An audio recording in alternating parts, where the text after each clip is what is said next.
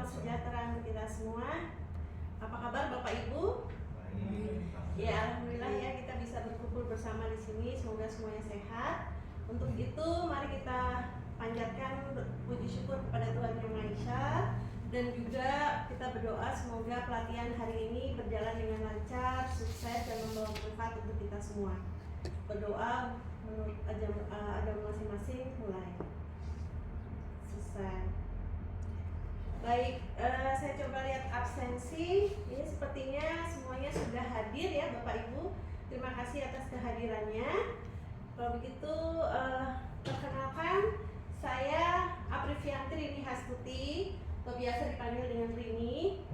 Pendidikan dari Sarjana Fakultas Ekonomi Universitas Trisakti, Manajemen Marketing, kemudian pengalaman bekerja 27 tahun berkecimpung di dunia perbankan, terakhir di Citibank. Kebanyakan saya menghandle di cash management ya. Nah, mari kita sepakati dulu tata tertib untuk pelatihan hari ini supaya kita semua lebih fokus untuk memahami materi dari pelajaran, yaitu mohon jaga ketenangan. Kemudian juga kalau misalnya ada pertanyaan silakan angkat tangan.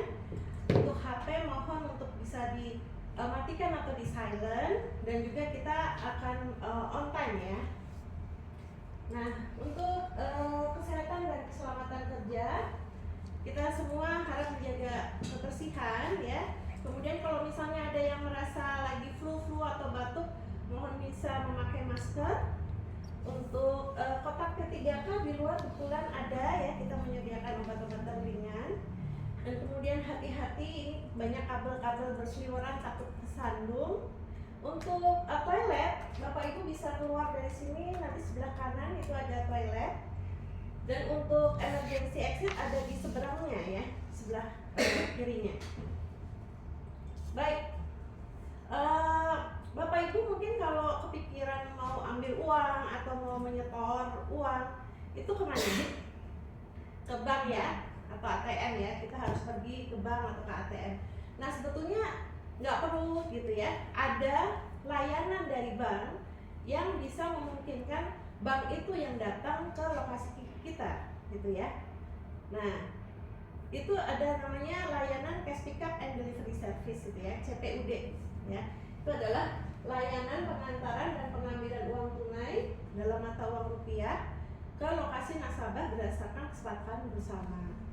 Nah, ini tentunya disediakan untuk nasabah-nasabah perusahaan atau perusahaan yang retail ya, seperti supermarket, kemudian mungkin department store gitu.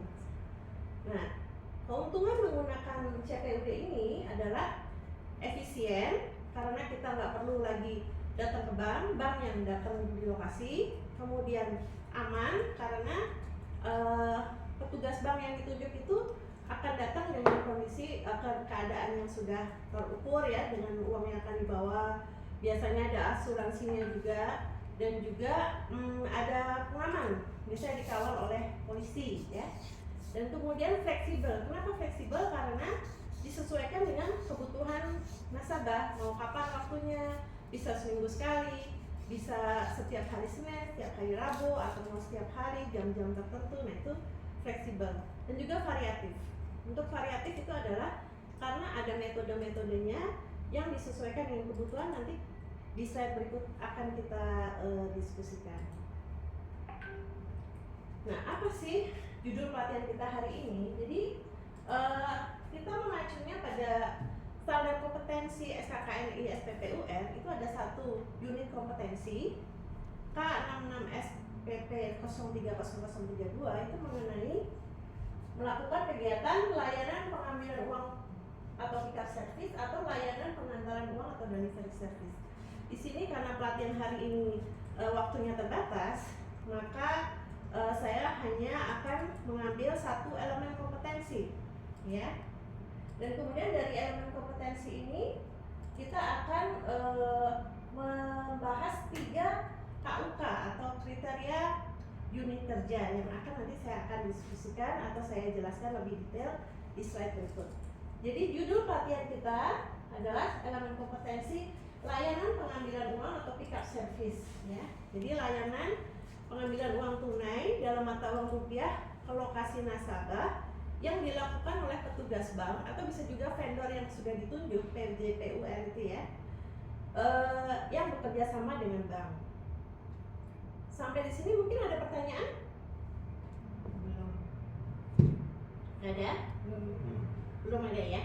Baik. Tujuan pelatihan kita, jadi kalau standar kompetensi itu biasanya ada 3 ya, pengetahuan, keterampilan, dan sikap kerja. Nah, untuk tujuan pelatihan biasanya berhubungan dengan pengetahuan. Jadi setelah selesai mengikuti pelatihan, peserta diharapkan atau dapat menjelaskan cara mengidentifikasi informasi jumlah uang dan lokasi start pengambilan sesuai prosedur yang berlaku, kemudian cara menyiapkan sarana pengambilan uang, dan juga cara menunjukkan surat tugas kepada penyetor. Sedangkan manfaatnya ini biasanya berhubungan dengan keterampilan.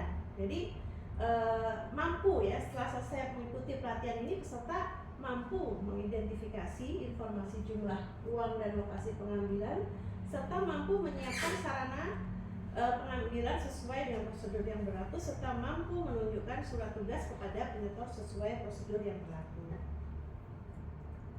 Ini adalah topik bahasan yang akan kita bahas hari ini. Yang pertama, KUK 1.1. Jadi ini adalah kriteria unit kerja dari elemen kompetensi yang kita ambil. Ini dia nomor 1, 2, dan 3 ya Bapak Ibu. Sebelum kita membahas tentang kriteria unit kerja tersebut, mungkin kita harus memahami juga peraturan-peraturannya. Ya, peraturan apa saja, karena kalau bicara mengenai transaksi perbankan ya, yang ada untuk pelayanan nasabah, hubungan dengan uang, itu kita harus benar-benar sesuai dengan peraturan. Yang pertama peraturan dari SKKNI SPPUR yang tadi sudah saya sebutkan, kemudian peraturan Bank Indonesia, dan juga standar operation procedure ya untuk pemrosesan uang serta layanan pengambilan uang, dan ada bylaws BI juga untuk transaksi uang karta. Nanti mungkin Bapak Ibu bisa lebih detail untuk melihat peraturan-peraturan ini. Saya akan bagikan nanti sesudah training ya. Baik, tadi waktu saya menjelaskan tentang CPUD ada satu keuntungan, yaitu variatif. Nah, variatif ini berhubungan dengan metode perhitungan ya, metode perhitungan dari cash pickup delivery service, yaitu ada 3 jenis. Yang pertama common side. Kalau common side itu serah terima uangnya itu di lokasi penyetor dan langsung dihitung di situ di depan penyetor lembar demi lembar. Jadi dihitung secara rinci ya, secara detail. Jadi nanti kalau ada selisih, ada apa, itu udah langsung disaksikan oleh penyetor. Nah, yang kedua itu adalah set to contain. Set to contain ini serah terimanya sudah waktu vendor atau petugas bank yang ditunjuk datang, uangnya sudah di dalam karung gitu ya, yang sudah disegel. Nah, ada nomor segelnya. Nah, nomor segelnya itu yang dituliskan di dokumen serah terima. Jadi nanti bank waktu menerima itu akan mencocokkan supaya apakah ini di-attempt apa tidak gitu ya. Itu adalah set contain. Nah, ini dihitungnya nanti di bank atau di perusahaan PJPUR sambil di CCTV, sehingga kalau ada selisih, ada itu harus membuat berita acara ya, harus jelas. Nah, yang ketiga ini seolah-olah seperti gabungan antara common side dengan set to contain, karena dihitung di depan penyetor tapi secara bulk. Jadi secara gepokan gitu ya. Kan kalau kita satu pak ada 10 pak satu brut, nah itu dihitungnya per brut gitu ya. Nah, nanti dihitung lagi di bank dan kemudian baru bila ada selisih dibuatkan berita acaranya. Sampai sini ada pertanyaan? Apa cukup jelas? Cukup jelas. Baik. Nah, tadi di topik yang pertama adalah membahas informasi jumlah uang dan lokasi pengambilan diidentifikasi sesuai prosedur yang berlaku. Nah, apa sih yang harus diidentifikasi gitu ya? Sebetulnya bukan cuma jumlah uang dan lokasi, ini adalah informasi-informasi penting sebelum melaksanakan cash pick up gitu ya, pick up service. Yaitu pertama, surat perjanjian pick up service itu masih valid atau tidak, ya kan kita mesti cek. Kemudian SOP perusahaan itu seperti apa. Kemudian ada jadwal pengambilan, karena jangan sampai salah, jadwalnya setiap Rabu, ini hari Senin udah berangkat gitu ya. Kemudian juga jumlah uang terkonfirmasi. Biasanya ada perusahaan-perusahaan yang memang sudah fix setiap hari Senin stoknya segini, karena dia sudah menghitung kebutuhan atau ininya, cash flow-nya. Ada juga yang baru inform nanti di lokasi. Kemudian nama nasabah, jangan sampai salah nasabah yang didatangi. Nama penyetor itu petugas dari nasabah yang ditunjuk ya untuk menyerahkan uang, harus diverifikasi juga. Dan kemudian lokasi pengambilannya di mana, dan tentu saja metode perhitungan. Tadi ada count on site, ada set to contain, sama ada satu lagi bulk bundle check ya. Nah, ini metode perhitungan nanti mempengaruhi sarana yang akan dibawa, karena kalau metode perhitungannya count on site berarti dihitung di sana harus bawa mesin hitung, harus bawa alat deteksi uang gitu ya. Jadi ini adalah hal-hal penting yang harus diidentifikasi. Nah, yang kedua, ini adalah sarana. Sarana apa saja yang harus disiapkan? Jadi sarana pengambilan disiapkan sesuai prosedur yang berlaku. Nah, yang pertama adalah kendaraan yang memadai. Apa sih yang disebut kendaraan memadai? Jadi bank harus menyiapkan, atau vendor yang ditunjuk, jenis kendaraan, jenis mobilnya untuk mengangkut uang itu harus spesifik, karena yang diangkut kan uang dalam jumlah besar. Nah, itu harus memastikan misalnya mobil itu sudah sesuai dengan yang disyaratkan oleh kepolisian. Itu ada untuk membawa uang sekian, itu pakai mobilnya jenisnya apa. Jadi nggak mungkin asal main bawa mobil aja, sedan misalnya atau apa ya. Jadi kendaraan yang memadai. Kedua, asuransi. Karena membawa jumlah besar, maka harus ada asuransi. Jadi nasabah membayar asuransinya juga, ada iuran asuransinya. Kemudian ada surat tugas. Ya, ini adalah contoh surat tugasnya. Ada surat tugas, nanti ada detailnya apa saja yang harus ada dalam surat tugas tersebut. Kemudian kalau count on site, maka harus mesin hitung uang serta alat deteksi uang palsu. Dan kemudian jangan lupa formulir ya, formulir penyetoran dan juga dokumen serah terima. Dokumen serah terima ini setelah uang nanti diserahkan harus ditandatangani oleh dua belah pihak, baik penyetor maupun yang mengambil ya. Dalam hal ini petugas bank atau vendor yang ditunjuk. Baru kemudian ditandatangani berdua dan didokumentasikan serta diadministrasikan. Kemudian kantong uang atau box bersegel ya, biasanya kan supaya nanti dicek waktu datang sampai di bank, karena ini ada perjalanan, itu tetap benar-benar nomor segelnya sama. Yang terakhir adalah pengamanan, biasanya dikawal, bukan biasanya, harus ya dikawal oleh security atau polisi ya. Sampai sini bagaimana Bapak Ibu? Sudah cukup jelas? Ya? Oh, iya, baik. Untuk yang kendaraan yang memadai ini ciri-cirinya apa ya? Biasanya itu ada Pak, kalau misalnya memang uang yang dibawa besar itu harus yang tahan anti peluru, itu ada ya. Jadi itu namanya mobilnya itu ada spesifik. Ada juga yang harus pakai tralis gitu ya, karena kan supaya kalau di jalan tiba-tiba dirampok gitu misalnya, itu harus siap. Dan juga kan ada kepolisian, jadi biasanya polisi akan mengecek dulu ini kapasitasnya seperti apa. Ya Ibu gimana? Untuk yang deteksi uang palsu, kalau kita ketemu uang palsu itu biasanya diapain? Kalau ketemu uang palsu itu tidak boleh dikembalikan, tapi akan di keep ya Bu ya, tapi dicatat. Jadi dibuatkan berita acara, jumlah nominalnya ditemukan, maksudnya di mana pada saat apa. Nanti kita akan serahkan ke Bank Indonesia, karena Bank Indonesia yang akan mengidentifikasi. Kita tidak punya kewenangan ya, karena kan takutnya kita bilang uang palsu ternyata tidak gitu. Tapi nggak boleh, oh ini uang palsu dibalikin, itu nggak boleh juga. Jadi once selama kita udah tangkap, kita keep, kita catat, kita laporkan gitu. Ya. Baik, cukup jelas ya. Saya next lagi. Nah, ini adalah yang ketiga, surat tugas ya tadi ya. Surat tugas ini apa saja gitu yang isinya, yaitu merujuk pada surat perjanjian, biasanya merujuk pada surat perjanjian nomor sekian gitu ya. Kemudian tanggal pengambilannya, nama petugas atau vendor yang ditunjuk, nomor kartu identitas petugas, tanda tangan petugas, serta nomor kode segel. Karena ini penting banget, karena kan nanti dia yang akan bawa uang. Jadi kan nasabah harus merasa secure ya. Nah, surat tugas ini nanti ditunjukkan kepada penyetor sebelum serah terima uang untuk dicek dan diverifikasi. Nah, tadi yang terakhir, keterampilan dan pengetahuan sudah, maka sikap kerja. Sikap kerja apa yang harus dimiliki?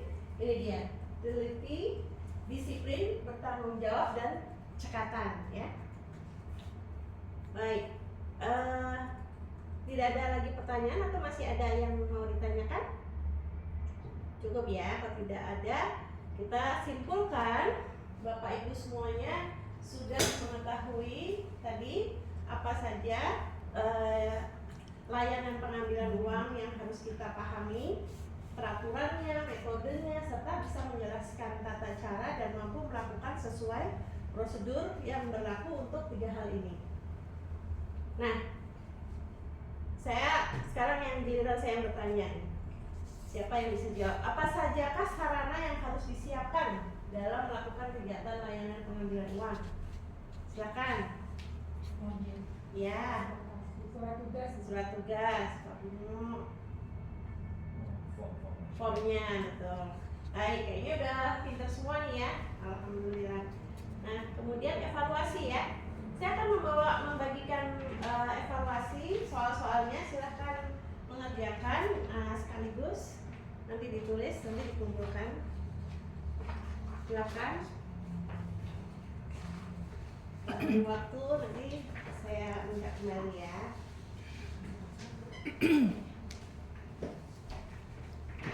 Oke.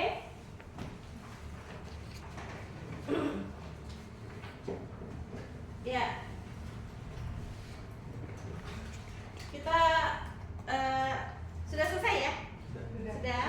Ya. Terima kasih. Terima kasih. Coba saya cek dulu ya. Baik, berarti yang nomor 1 itu jawabannya C ya. Saya lihat nih betul semua nih C. Nomor 2 A. Betul. Nomor 3 common site ya. Betul. Baik. Nah, Bapak Ibu, yang terakhir ya, tadi kan semuanya sudah paham, maka ada tugas terakhir membuat rangkuman mengenai layanan pengambilan pick up service yang telah kita pelajari hari ini ya. Nanti dibuat dalam soft copy, kemudian dikumpulkan paling lambat hari Senin tanggal 30 Juli pukul 3 ya, pukul 3 sore kepada koordinator LPK dengan alamat sebagai berikut. Email addressnya, dan nanti kalau kan saya bagikan ininya nih, apa namanya, materinya ya saya kirim. Nanti di dalam materi ada nomor telepon dan nomor email address saya, jadi bisa menghubungi saya kalau ada pertanyaan-pertanyaan kemudian. Oke? Iya, baik. Terima kasih banyak Bapak Ibu.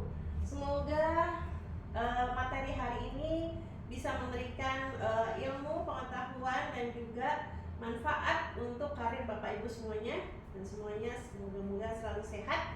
Salam sehat, tetap semangat, sukses selalu. Wassalamualaikum warahmatullahi wabarakatuh.